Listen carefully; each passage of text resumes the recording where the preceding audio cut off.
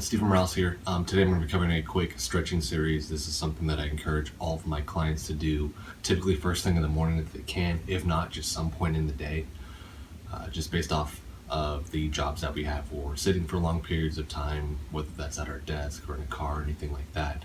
We're getting really, really stiff. That's one of the common complaints that I hear is most people, they have lower back issues or something like that. That's just coming from muscle tightness. So most of these you're only going to hold or run through either for 5 to maybe 10-15 seconds. We're not doing like a full-blown like yoga hold where you're kind of sitting in the position for 30 seconds to a minute.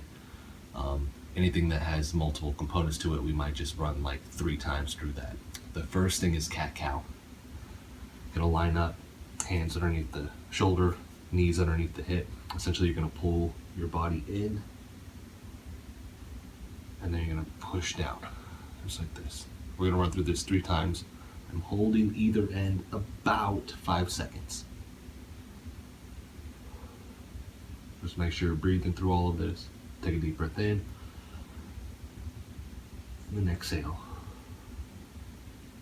Now from this position, we're gonna go into cobra pose. So my hands are gonna stay here. I'm gonna put my legs back and then drop my hips, just like this.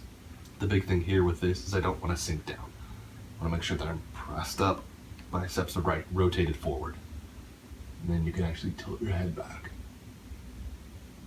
From here, it can also hit my psoas also, which is a muscle that you're gonna feel on the outside part of your, the area on the outside of your belly button. Okay, so I'm gonna rotate to one side like this. Hold that about 10 seconds, and then I'm gonna rotate to the other side. From here, I'll go into child's pose. I'm gonna widen my knees. I'm just gonna drop down.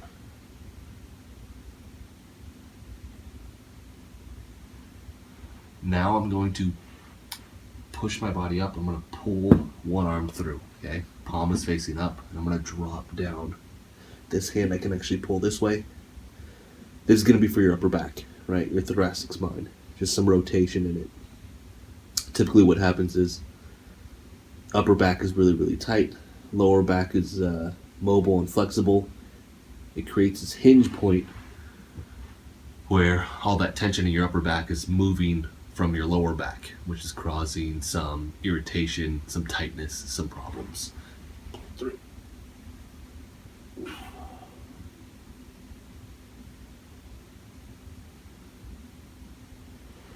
Good, then I'll come up. So I'm going to come from this position. I'm going to go into runner stretch. This leg will go back, flat on the foot. This other leg is going to come up like this. And I'm pulling my hips down. I'm going to feel this in the hamstring, glute. I want to feel it on this quad, a little bit in the groin. From this position, I can actually push out on this knee also, which is just going to hit my groin even more. Good. I'll go back. Here. Hang out there for a second. Push out. There you go.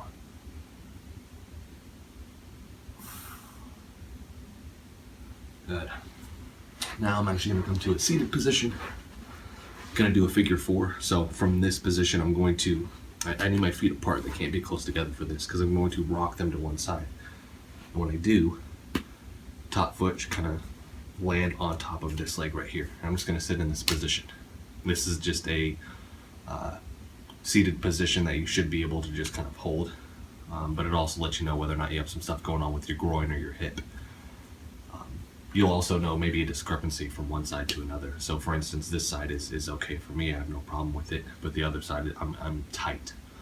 From here, I'm gonna place your opposite arm here. This hand comes back, and now I can rotate. I can pull, I can stretch all of this. Good. So I can rock here, rock to the other side.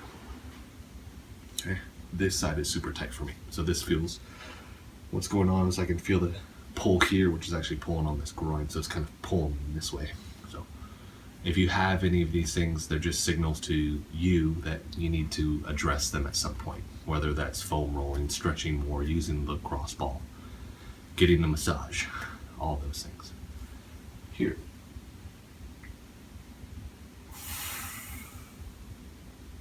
Good.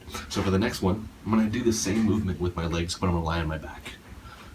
So I'm going to lie here, then I'm going to rock my legs to one side.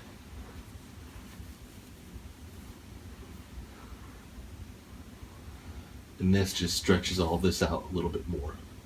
Just a good resting position. Feel a lot of this in my TFL right in here.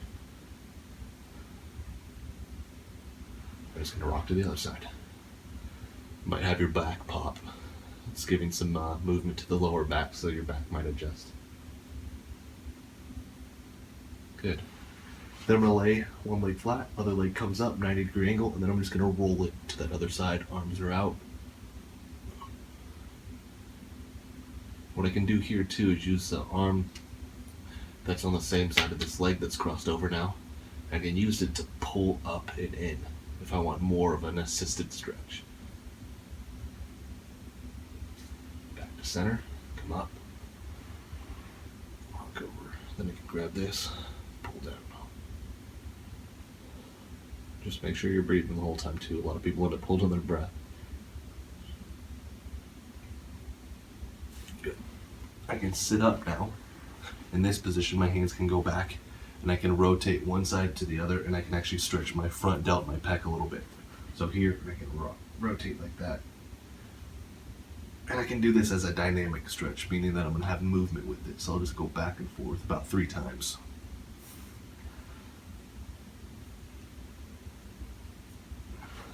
Good. Butterfly stretch. Grab here and I'll push down on my knees as opposed to just sitting here like this. I'm going to actually push down so I can stretch that groin more.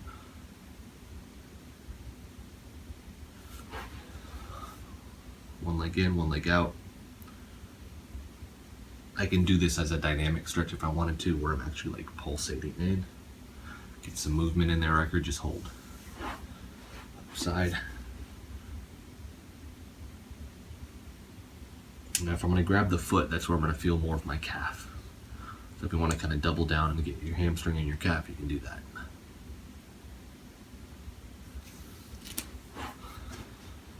Tricep, arm back here. I usually, like this is just for tricep, but if I lean into it a little bit, I can hit my lat also. Other side. The last thing that I usually want people to do is if they have a lacrosse ball, you're gonna hit your psoas, okay? Psoas is attaching in here, and it's essentially whipping down, and it's attaching to the top part of your femur and your hip. It's allowing me to lift my knee up and have stabilization with that. It usually gets tight and it pulls on the lower back. So if you're sitting in the chair a lot, essentially that gets tighter and tighter and tighter, and your body gets pulled forward more and more and more. So most of the time when you actually have a lower back problem, it's because your psoas is tight. The muscles in the back are tight, but your psoas is one of the culprits that you need to address. So people go and they stretch their lower back, but they never stretch their psoas, and the problem persists. So I'm gonna take this. You can find this on Amazon. They're about $4 or $5. I'm gonna have a link in the description below. Really, really cheap, and which is good because you end up misplacing 1 or 2 of these at some point. But I'm gonna be down here, okay? Be on my elbows. I'm going to put this, my belly button's here. I'm gonna put it in the area next to my belly button, right here. And then I'm just gonna kind of roll around, and I'm looking for these areas that are really, really tight. Everybody has them. Right there is one for me. So I'll kind of roll back and forth, up and down, kind of just move around on it. Kelly Starrett has some really good videos if you want more information on this. He calls it gutting, just because it kind of feels like you're being gutted. And I always tell people this is painful, it's not fun, but this soft tissue work is something that you really, really need to be doing on a daily basis. Right there. And sometimes if I find a really bad spot, like right there, I'll actually just rest on this spot to give opposing tension to it. And I'll wait until it kind of dissipates a little bit. And I want to deep belly breathe into this. No shallow breathing just with your shoulders. Diaphragmatically breathing. Taking a deep breath in. And you'll really feel that tension on there because you're exposing that more. Because all that air is filling out your stomach. Okay? Switch sides. This one I'm going to do about 30 seconds. Okay? 30 seconds per side.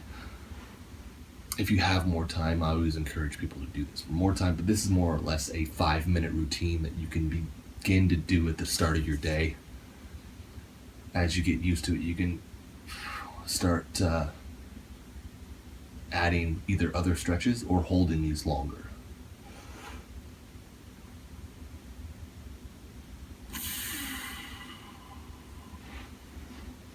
Alrighty. So that is it. Like I said, I'll have the link, the Amazon link, so that everybody can find this in the description below. If you have any questions or comments, please do that below. And I want to thank everybody for watching.